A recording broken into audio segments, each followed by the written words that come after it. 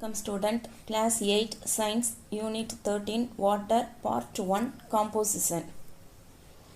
Water இந்த லெசன்ல உங்களுக்கு learning objectives understand the importance, properties and uses of water, write the chemical equations for the reaction of water, explain water treatment methods, discuss about different methods of softening water, know about the causes and consequences of water pollution, list out the ways by which water pollution may be controlled. இதெல்லாம் learning அப்ஜெக்டிவ்ஸாக கொடுத்துருக்காங்க. இந்த lesson complete பண்ணும்போது இந்த objectives எல்லாம் நம்ம attend பண்ணியிருக்கோமா அப்படிங்கிறத நம்ம பார்க்கணும். கான்செப்ட் மேப் வாட்டர் இந்த லெசனில் உங்களுக்கு 6 டாபிக்ஸ் கொடுத்துருக்காங்க. First topic composition, second topic properties, third topic universal solvent, fourth topic potable water, fifth topic water pollution, sixth topic controlling water pollution. இதான் 6 டாபிக்ஸ். இதில் இன்றைக்கி நம்ம ஃபஸ்ட்டு டாபிக் காம்போசிஷன் பார்க்க போகிறோம். அதில் எலக்ட்ரோலைசிஸ்னால் என்ன, preparation of water, laboratory preparation of water, இதெல்லாம் நம்ம பார்க்க போகிறோம். இன்ட்ரோடக்ஷன். நீரின்று அமையாது உலகெனின் யார் யாருக்கும் வானின்று அமையாது ஒழுக்கு. இது திருக்குறளில் வருது. பூமி நீர் இல்லைன்னா இந்த உலகமே இல்லைங்கிற மீனிங்கில் சொல்லுவாங்க. யார் யாருக்கும் வானின்று அமையாது ஒழுக்கு, அதாவது வாட்டர் இல்லைன்னா எதுவுமே இல்லைங்கிறாங்க. அப்போ வாட்டருங்கிறது எவ்வளவு இம்பார்ட்டண்ட்டு. தண்ணி இல்லைன்னா உணவுப் பொருள் விளையாது. அப்போ பஞ்சம் ஏற்பட்டுரும். பஞ்சம் ஏற்பட்டுட்டுன்னு சொன்னால் மக்கள் ஒழுக்கமாக இருக்க மாட்டாங்க. யாரை வேணாலும் அடித்து பிடுங்கி என்ன வேணாலும் பண்ணலாங்கிற மாதிரி ஆகிடும். Thirukkural says without water there would be no life on the earth. தண்ணி இல்லாமல் இந்த பூமி இல்லை. Just like other living organisms we also need water to survive. மற்ற உயிரினங்களை போலவே நமக்கும் சர்வைவ் ஆகிறதுக்கு வாட்டர் தேவை. we need water for so many activities like cooking, washing, cleaning, irrigation. இது எல்லாத்துக்குமே வாட்டர் வேணும். இரிகேஷனுங்கிறது இந்த நீர்ப்பாசன வசதி, வயலுக்கு தண்ணி ஊற்றுறது. Water resources are getting depleted nowadays because of growing demand from increasing population. அப்போ இன்றைக்கி வாட்டர் ரிசோர்ஸ் குறைஞ்சிக்கிட்டே வருது. ஏன்னு சொன்னால் பாப்புலேஷன் இன்க்ரீஸ் ஆகிட்டே இருக்குது. அண்டு லைஃப் ஸ்டைல் சேஞ்சஸ், நம்மளோட லைஃப் ஸ்டைலும் மாறுது. There is also reduction in the supply of water due to pollution of water sources and climate change, which contributes to the rising variability in rainfall. அப்போ எதனால் இந்த மாதிரி ஏற்படுது, தண்ணீர் ஏன் குறையுது அப்படின்னு சொன்னால் வாட்டர் ரிசோர்ஸஸில் நம்ம பொல்யூஷன், நீர் மாசுபாடு அதிகமாக இருக்கிறது. அடுத்தது கிளைமேட்டில் சேஞ்சஸ் ஏற்படுது. இப்போ நம்ம தமிழ்நாட்டில் பார்த்திங்கன்னா ஐப்பசி கார்த்திகையில் மழை பெய்யணும். மார்கழி தை அறுவடைக்கு ரெடி ஆவாங்க. ஆனால் பார்த்திங்கன்னா ஐப்பசி கார்த்திகையில் மழை பெய்யாமல் மார்கழியில் மழை பெய்யும். அப்போ கதிர் பயிர் எல்லாமே மழையில் நனைஞ்சி கதிர் சாஞ்சிரும், இல்லைன்னா அந்த நெல் மணிலாம் கொட்டிடும். அப்போ கிளைமேட்டில் இந்த மாதிரி மாற்றங்கள் ஏற்படுது. Contributes to rising variability in rainfall. அப்போ என்ன ஆகுதுன்னு சொன்னால் ஒரு வருஷம் மழை பெய்யும், அடுத்த வருஷம் மழை பெய்யாது, ஒரு வருஷம் சராசரியை விட அதிகமான மழை பெய்யுது. இந்த மாதிரி காரணங்கள்லாம் climate சேஞ்சினால ஏற்படுது. We all depend on water for our living and so every individual is responsible for saving water. அப்போ இந்த பூமியில் வாழக்கூடிய ஒவ்வொருத்தருக்கும் இண்டிவிஜுவாலிட்டியாக இந்த வாட்டரை சேவ் பண்ணக்கூடிய ரெஸ்பான்சிபிள் இருக்குது. In this lesson we will learn about the sources, properties and uses of water and also about water pollution and water treatment methods. இதெல்லாம் இந்த லெசனில் பார்க்க போகிறோம். அப்போ சோர்ஸஸ்ங்கிறது நமக்கு தெரியும், வாட்டர் சோர்ஸஸ்ஸு. அதோட ப்ராப்பர்ட்டிஸும் ஓரளவுக்கு நமக்கு தெரியும். வாட்டரை எதுக்கெல்லாம் யூஸ் பண்ணுறோங்கிறது நமக்கு தெரியும். அப்போ வாட்டர் பொல்யூஷன்னா என்ன, அதை வாட்டர் ட்ரீட்மெண்ட் மெத்தட் அப்படிங்கிறதுல தான் நம்ம மெயினாக கான்சென்ட்ரேட் பண்ணி படிக்கணும். காம்போசிஷன்ங்கிறது எப்படி இருக்குது வாட்டர் அப்படிங்கிறது. 3/4 of our planet Earth is filled with water. The water exists in 3 states, namely solid, liquid and gas. இது நம்ம ஏற்கனவே சொல்லியிருக்கோம். இப்போ ஒரு பொருள் 3 நிலைகளையும் கிடைக்கக்கூடிய பூமியில் கிடைக்கக்கூடிய பொருள் அப்படின்னு சொன்னால் ஸ்டூடெண்ட்ஸுக்கு மிக எளிமையாக புரிய வைக்கிறதுக்கு ஆசிரியர் பயன்படுத்துறது இந்த வாட்டர் தான். ஏன்னா வாட்டர் வந்து ஐஸாகவும் கிடைக்குது, லிக்யூட் ஸ்டேட்டில் வாட்டராகவும் கிடைக்குது, கேஸ் ஸ்டேட்டில் வந்து வேப்பராகவும் கிடைக்குது. Water on the surface of the earth is found mainly in ocean and polar ice caps and glaciers. அப்போ எர்த்தில் வாட்டர் எப்படி கிடைக்குதுன்னா ஓஷனில் வாட்டர் இப்படி இருக்கும். போலார் ஐஸ் கேப் அப்படிங்கிறது போலார் ஐஸ் கேப் கிளேசியர் அப்படிங்கிறது, இந்த போலார் ஐஸ் கேப்புங்கிறது ஆர்டிக் அண்டார்டிக்கில் இருக்கும். நீங்கள் இந்த டைட்டானிக் படம் பார்த்துருந்தீங்கன்னா தெரியும். அந்த ஷிப்பு போகும்போது வெளியில் பார்க்கும்போது உங்களுக்கு வந்து ஐஸ் வந்து சின்னதாக தெரியும். நம்ம அந்த வளைவு தானே போய் வளைஞ்சிடலான்னு அந்த ஷிப்பு போகும். ஆனால் பார்த்தீங்கன்னா உள்ளே வந்து தண்ணிக்கு அடியில் வந்து ரொம்ப பிரம்மாண்டமாக இருக்கிறதுனால தான் அந்த ஷிப்போட அந்த ஃப்ரண்ட் பார்ட் அதில் போய் மோதி திரும்ப முடியாமல் போயிருந்திருக்கும். அந்த போலார் ஐஸ் கேப்புங்கிறதுல பெரும்பகுதி வந்து வாட்டர் உள்ளே மூழ்கி இருக்கும், கொஞ்சம் தான் மேலே இருக்கும். இது வந்து கிளேசியர்ஸு, இது ஹிமாலயாஸ், இந்த மாதிரி இதில் எல்லாம் நம்ம பார்த்துருப்போம். அண்ட் த ரிமைனிங் மிச்சம் இந்த கால்குலேஷன் பார்த்தீங்கனாலே உங்களுக்கு 99 வந்துடும். அப்போ ரிமைனிங் 1% தான் நமக்கு எப்படி கிடைக்குன்னா லேக்ஸ், ரிவர், அக்வேர்ங்கிறது ground water. Even our body is made up of water but it is not apparent. நம்ம உடம்பு கூட 65% வாட்டரில் தான் இருக்குது. Water is a chemically stable compound. ரொம்ப கெமிக்கல் வைஸ் பார்க்கும்போது அது ரொம்ப ஸ்டேபிளாக இருக்கும். Its chemical name is dihydrogen monoxide. இதை அண்டர்லைன் பண்ணிக்கோங்க. Dihydrogen monoxide. It can be broken up into hydrogen and oxygen. இதை இப்படி இந்த மாதிரி நம்ம பிரேக் பண்ணலாம். When an electrical current is passed through it, the process of breaking down of water molecules by the passage of electric current is known as electrolysis of water. ஏற்கனவே நம்ம electrolysis அப்படின்னு சொன்னால் என்னன்னு பார்த்துருக்கோம். அப்போது ஒரு சொல்யூஷனில் கரண்ட்டை பாஸ் பண்ணும்போது அது வந்து ரெண்டாக பிரேக் டவுன் ஆகும். அதை தான் நம்ம எலக்ட்ரோலைசிஸ்ன்னு சொல்கிறோம். அப்போ வாட்டரில் கரண்ட்டை பாஸ் பண்ணும்போது அது ஹைட்ரஜனாகவும் ஆக்சிஜனாகவும் பிரியும். Electrolysis of water. Electrolysis of water can be easily demonstrated with the help of an experiment. In this experimental setup, a glass beaker fixed with 2 carbon electrodes is filled with water up to 1/3 of its volume.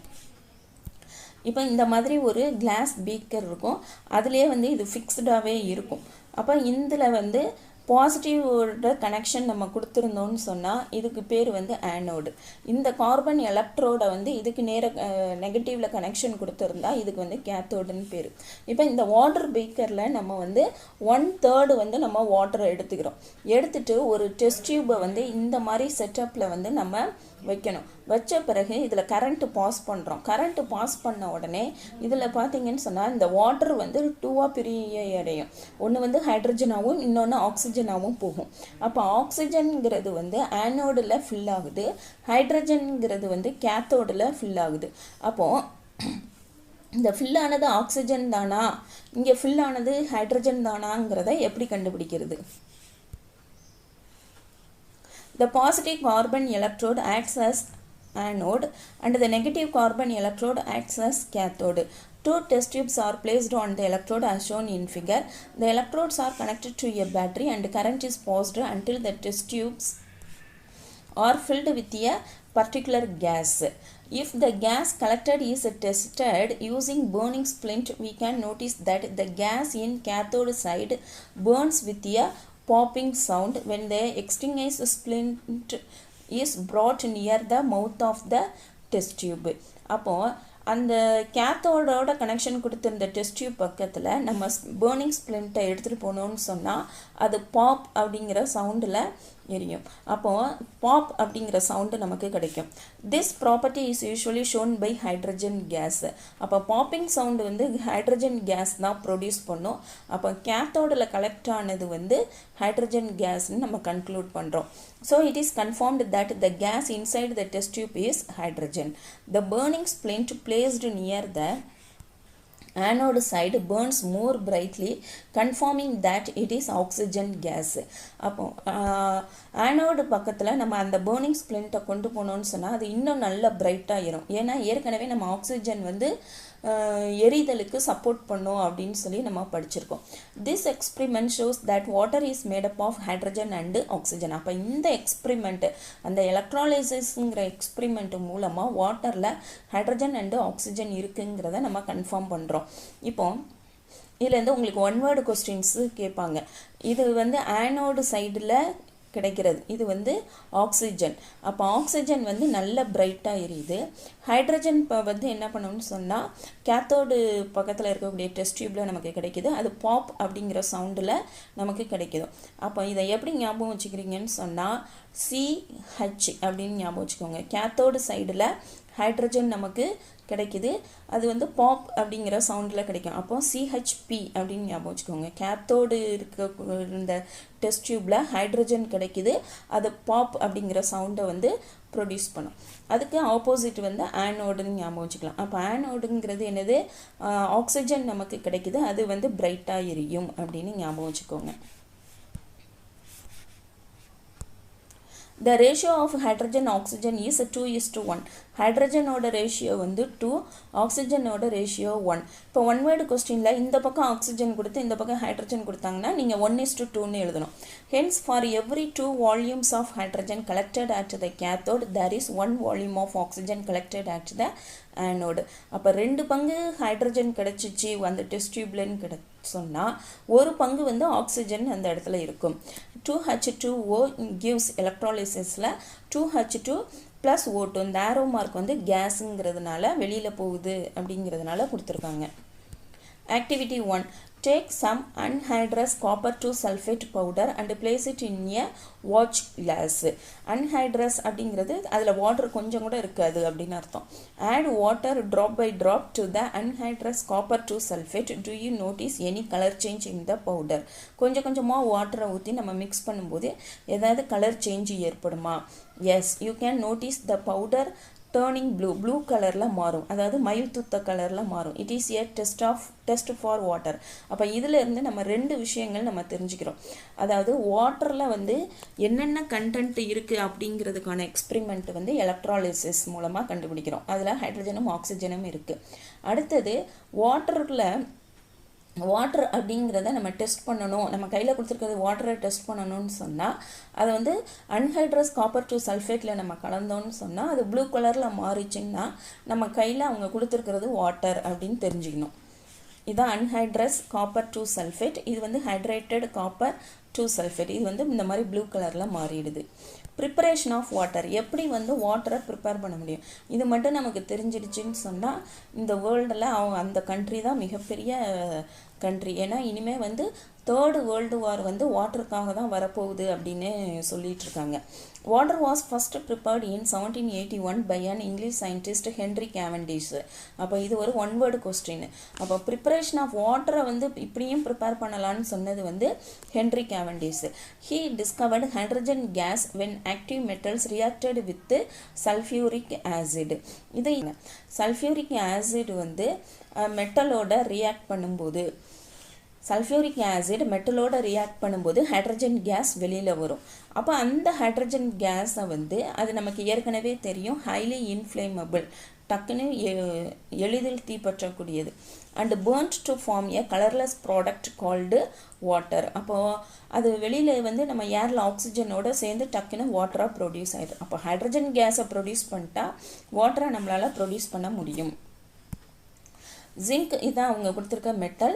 இது வந்து acid, sulphuric acid H2SO4, ZnSO4, zinc sulphate plus hydrogen. இந்த hydrogen வந்து ஆக்சிஜனோட சேர்ந்தால் நமக்கு water கிடைக்கும். Water is also produced by the reduction of metal oxide by hydrogen, burning of hydrogen in air and burning of hydrocarbons in air. இப்போ என்னென்ன மெத்தட்லாம் உங்களுக்கு water produce பண்ணலான்னு சொன்னால் மெட்டல் ஆக்சைடில் வந்து ரிடக்ஷன் பண்ண மூலம் ஹைட்ரஜனை வச்சு ரிடக்ஷன் பண்ணணும். burning of hydrogen in air.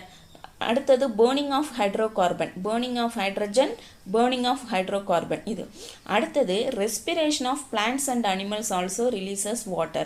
அப்போ பிளான்ட் அனிமல்ஸோட ரெஸ்பிரேஷன் மூலமாகவும் வாட்டர் வந்து நமக்கு கிடைக்குது. அப்போ குளுக்கோஸ் இதான் வந்து common example. Glucose C6H12O6 plus oxygen respiration பண்ணுது அந்த செடி. அதாவது ப்ரீத்திங் பண்ணுது. ப்ரீத் பண்ணும்போது மனிதர்களை மாதிரியே ஆக்சிஜனை எடுத்துகிட்டு கார்பன் டை ஆக்சைடை வெளியில் விடும். அப்போ நமக்கு என்ன கிடைக்குது? Carbon di oxide, water plus energy வந்து நமக்கு கிடைக்குதுன்னு சொல்கிறாங்க. ஹென்ரி கேவண்டிஸ் இவர் தான் வந்து ப்ரிப்பரேஷன் ஆஃப் வாட்டரை வந்து ஃபஸ்ட்டு ஃபைண்ட் அவுட் பண்ணது. இவர் வந்து British philosopher, scientist, chemist and physicist. Cavendish is noted for his discovery of hydrogen. ஹைட்ரஜனை இவர் தான் கண்டுபிடிக்கிறாரு. ஹைட்ரஜனை கண்டுபிடிக்கிறதுனால ப்ரிப்பரேஷன் ஆஃப் வாட்டர்னு தெரியுது நமக்கு. He called it inflammable air. அவர் ஃபஸ்ட் அதுக்கு வந்து இன்ஃப்ளேமபிள் ஏர்னா அவர் ஃபஸ்ட்டு நேம் கொடுக்குறாரு.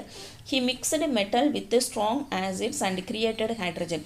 எப்படி அந்த ஹைட்ரஜனை கிரியேட் பண்ணுறாரு? Metal plus acid. நம்ம இதை யூனிட் 14ல் ஆசிட் பேசஸ் படிக்கும்போது பார்ப்போம். He created carbon dioxide also by combining metal with strong base. அப்போ மெட்டலோட ஆசிடை கலந்தால் ஹைட்ரஜன் கிடைக்கும், மெட்டலோட பேஸை சேர்க்கும்போது கார்பன் டை ஆக்சைடு நமக்கு கிடைக்கும் அப்படின்னு சொல்கிறாரு. இப்போ வந்து நம்ம ப்ரிப்பரேஷன் ஆஃப் வாட்டர் பார்த்துட்டோம். அப்போ அதை ரியாலிட்டி கொண்டு வரதுக்காக லேபில் எப்படி ப்ரிப்பேர் பண்ணுறாங்க அப்படின்னு சொல்லி பார்க்க போகிறோம். இப்போ அது இந்த பிக்சர் பார்த்தீங்கன்னா ஹைட்ரஜன் கேஸை இது வழியாக விடுறோம். இது உள்ளே பார்த்தீங்கன்னா அன்ஹைட்ரஸ் கால்சியம் குளோரைடு இருக்கும். அப்போ அந்த ஹைட்ரஜன் கேஸில் கொஞ்சோண்டு ஏதாவது வாட்டர் இருந்தால் கூட இது உறிஞ்சி எடுத்துரும் இந்த பவுடர். அதுக்கப்புறம் வந்து அந்த கேஸ் வந்து இது வழியாக வரும். அப்போ ட்ரை ஹைட்ரஜன் கேஸாக வந்து நமக்கு கிடைக்கும். அப்போ ட்ரைனா என்னது? உள்ளே கொஞ்சம் கூட வாட்டர் இருக்காது. அப்போ அது வெளியே வரும்போது அது ஹைலி இன்ஃப்ளேமபிள் அப்படிங்கிறதுனால அது வெளியில் இருக்கக்கூடிய ஆக்சிஜனோடு சேரும்போது உங்களுக்கு வந்து ஃபயர் கிரியேட் ஆகும். அப்போ நம்ம ரெடியாக இந்த செட்டப் வச்சுருக்கணும். இதில் வந்து வாட்டர் இருக்குது. நம்ம இதில் வந்து கோல்டு வாட்டரை இங்கே உள்ளே அனுப்பிக்கிட்டே இருக்கணும். கீழே பார்த்தீங்கன்னா இந்த இடத்துல வந்து ஃபயர், இது வந்து கோல்டு. அப்போது இந்த தண்ணி இந்த சூடுபட்டு இந்த தண்ணி வந்து என்ன ஆகும்? பாயில் ஆக ஆரம்பித்து எப்போதுமே நம்ம ஏற்கனவே சொல்லியிருக்கோம், இந்த இட்லி பானையில் உங்களுக்கு வந்து ஓப்பன் பண்ணி பார்த்தீங்கன்னு சொன்னால் இட்லி பானையோட மூடியில் வந்து எப்படி தண்ணி சொட்ட ஆரம்பிக்கும். அப்போ அதே மாதிரி இங்கே தண்ணி சொட்ட ஆரம்பிக்கும். இந்த பாயில் ஆன வாட்டர், ஏன்னா பாயில் ஆகும்போது தண்ணி கொதிக்க ஆரம்பித்து இது வழியே வந்து அந்த ஹாட் வாட்டர் வந்து வெளியில் போகும். இப்படி தான் டிஸ்டில்டு வாட்டர் வந்து நமக்கு கிடைக்குது. அப்போ இதை உங்களுக்கு பார்க்கும்போது இதெல்லாம் சாத்தியமா அப்படின்னு நீங்கள் நினைக்கலாம். ஆனால் யூடியூப்பில் போய் நீங்கள் சர்ச் பண்ணி பாருங்கள். லேபரேட்டரி ப்ரிப்பரேஷன் ஆஃப் வாட்டர் அப்படின்னு உள்ளே போய் பார்த்தீங்கன்னா நிறைய வீடியோஸ் வந்து அவங்க எப்படி வந்து ப்ரிப்பேர் செஞ்சு காமிச்சிருப்பாங்க ரியாலிட்டியாகவே. இந்த எக்யூப்மெண்ட்ஸ் வேணால் நம்மக்கிட்ட வந்து இல்லாமல் செய்ய தெரியாமல் நம்ம இருக்கலாமே தவிர இது எல்லாமே பாசிபிலிட்டி தான் அப்படின்னு அவங்க சொல்லுவாங்க. அதே மாதிரி அந்த ஹைட்ரஜன் கேஸ் இருந்தால் பாப் சவுண்டு வருங்கிறதுக்கெலாம் உங்களுக்கு யூடியூப்பில் நிறைய வீடியோஸ் இருக்குது. Laboratory preparation of water. The apparatus used for the preparation of water in the laboratories is shown in figure. அப்போ அந்த செட்டப் வந்து உங்களுக்கு பிக்சரில் கொடுத்துருக்கோம். In this method pure hydrogen gas is passed through anhydrous calcium chloride to absorb water vapor if present. hydrogen gas-ஐ வந்து anhydrous calcium chloride வழியாக அனுப்பும்போது அதில் ஏதாவது வாட்டர் வேப்பர் இருந்தால் கூட அது உறிஞ்சிடும். dry hydrogen coming out of the opening is burnt with sufficient supply of air. அப்போ வெளியே வர்ற ட்ரை ஹைட்ரஜன் நம்ம சப்ளை பண்ணக்கூடிய ஏர்னால தீப்பிடிக்கும். The burnt hydrogen gas forms droplets of water. அப்போ அந்த ஹைட்ரஜன் கேஸ் அதுதான் என்னது? வாட்டர் ட்ராப்லெட்ஸாக மாறுது. when it comes in contact with the cold flask. அப்போ கோல்டு ஃப்ளாஸ்கோட அந்த ஹைட்ரஜன் கேஸ் வந்து கான்டாக்ட் பண்ணுறதுனால தான் நமக்கு கிடைக்குது. distilled water without any dissolved matter is obtained by this method. இனிமே வந்து எதிர்காலத்தில் இந்த மாதிரி கூட வாட்டர் வந்து ப்ரிப்பேர் பண்ணுவாங்க. அதாவது நம்மளை கடந்து போகக்கூடிய ஏர்ல இருந்து வாட்டர் வந்து இந்த மெத்தடில் ப்ரிப்பேர் பண்ணுறதுக்கு ஆனால் வாய்ப்புகள் மிக அதிகமாக இருக்குது. Distilled water without any dissolved matter, இதுதான் டிஸ்டில்டு வாட்டர்னு சொல்கிறாங்க. அதில் எதுவுமே இருக்காது. Is obtained by this method அப்படின்னு சொல்கிறாங்க. நம்ம இன்னைக்கு இந்த வீடியோவில் காம்போசிஷன் ஆஃப் வாட்டர் பார்த்தோம். வாட்டரில் வந்து ஹைட்ரஜனும் ஆக்சிஜனும் இருக்குது அப்படிங்கிறத சொல்லியிருக்கோம். அது எப்படி ஆக்சிஜனும் ஹைட்ரஜனும் இருக்குதுங்கிறத எலக்ட்ராலிசிஸ் மூலமாக பார்க்கலாம். அப்போ வாட்டரை வந்து நம்ம எலக்ட்ராலிசிஸ் பண்ணும்போது ஆனோடில் கொடுத்துருக்கக்கூடிய டெஸ்ட் டியூப்பில் பார்த்தீங்கன்னா ஆக்சிஜன் கிடைக்கும். கேத்தோடில் கனெக்ஷன் கொடுத்த இந்த டெஸ்ட் டியூப்பில் ஹைட்ரஜன் கிடைக்கும். அப்போ அது ஹைட்ரஜன் தானா அப்படிங்கிறத பார்த்தோம்னா அந்த பேர்னிங் ஸ்ப்ளிண்ட்டை பக்கத்தில் கொண்டு போகும்போது அது பாப்புங்கிற சவுண்டில் வரும். அதே மாதிரி ஆனோடில் ஆக்சிஜன் கிடைச்சதுன்னு சொன்ன இடத்துல அந்த ஸ்ப்ளிண்ட்டை கொண்டு போனோம்னா அது நல்ல பிரைட்டாக எரியும். இதுலேருந்து நமக்கு தெரியுது. அதோட வால்யூம் பார்த்தீங்கன்னு சொன்னால் hydrogen ratio of hydrogen and oxygen சொன்னால் 2:1 அப்படிங்கிறது கிடைக்கும். ப்ரிப்பரேஷன் ஆஃப் வாட்டர் இதை முதல்ல கண்டுபிடிச்சது வந்து ஹென்ரி கேவெண்டிஷ். அதாவது ஒரு மெட்டலையும் சல்ஃபியூரிக் ஆசிட், அதாவது மெட்டல் ப்ளஸ் ஆசிட் சேரும்போது நமக்கு ஹைட்ரஜன் கிடைக்கும். அந்த ஹைட்ரஜனையும் ஆக்சிஜனையும் சேர்த்தா வாட்டர் கிடைக்கும் அப்படிங்கிறத ஹென்ரி கேவெண்டிஷ் சொன்னார்.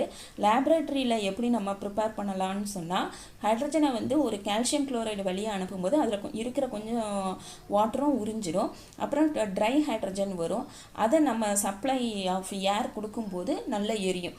அந்த தீ வந்து உங்களுக்கு கோல்டு வாட்டரில் ஃப்ளாஸ்கில் படும்போது தண்ணி சொட்டு சொட்டாக கீழே விழுகும். அதை மாதிரி நம்ம வந்து வாட்டர் ப்ரிப்பேர் பண்ணலாம். இன்னும் ஃப்யூச்சரில் இந்த மாதிரி ப்ரிப்பேர் பண்ணுறதுக்கு, வாட்டர் ஸ்கேர்சிட்டி நீர் பற்றாக்குறையை போக்குறதுக்கு இந்த மாதிரி மெத்தடு தான் யூஸ் ஆகும். நெக்ஸ்ட் வீடியோவில் நம்ம ப்ராப்பர்ட்டிஸை பற்றி பார்ப்போம். Thank you student.